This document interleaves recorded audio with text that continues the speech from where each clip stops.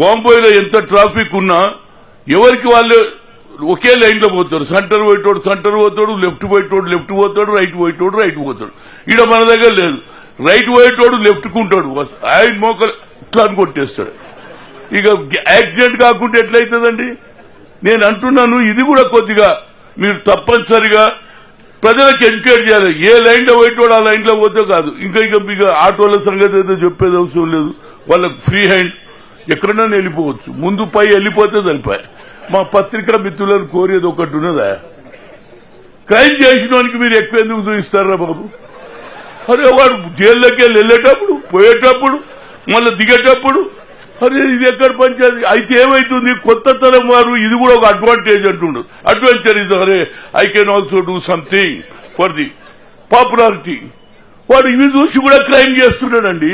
మీరు జర తక్కువ చూపించురా బాబు, నిజం చెప్తున్నా. వాడు బయటికి రాగానే వాడు హీరో, వానికి ఫ్రీ హ్యాండ్. హోటల్లో పోతే తిండి ఫ్రీ, పాన్ షాప్ లో పోతే పాన్ ఫ్రీ. పోలీసు వాళ్ళు కూడా సలాం కొడతాడానికి, అన్నా బాగున్నా క్యా అన్నా. ఇక ఇది మీరు వెంచకూడదు. అయితే పోలీసు వ్యవస్థ అంతా బాగానే ఉన్నది, కానీ బయట పోలీసు వాళ్ళు ఏ విధంగా వ్యవహారం చేస్తారో, once if anybody has gone inside, ఏం మాట్లాడతారా బాబు భాష. నేను మొన్ననే చూసిన వరంగల్లా, లోపలికి పోయినాక నోటికి వచ్చి తిట్టేది జర బంద్ చేయమను. కమిషనర్ గారు మంచిగానే ఉంటారా, బయట ఎంత మంచిగా హనుమంతరావు గారు బాగున్నారా అంటారు. సపోజ్ నేను ఏదైనా ధర్నా చేసినాక లోపలికి పోయినాక మా పరిస్థితి కూడా అదే. ఏం భాష, ఏం భాష. మా ఇంట్లో కూడా మా నాయన కూడా తింటారు, అట్లా తిడతారు. అప్పుడు ఇది కూడా కొద్దిగా కేసీఆర్ గారు మైండ్ లో పెట్టుకోండి. మీరు ఫ్రెండ్లీ అంటున్నారు, బయట ఫ్రెండ్లీ, లోపలికి పోయినాక నో ఫ్రెండ్లీ.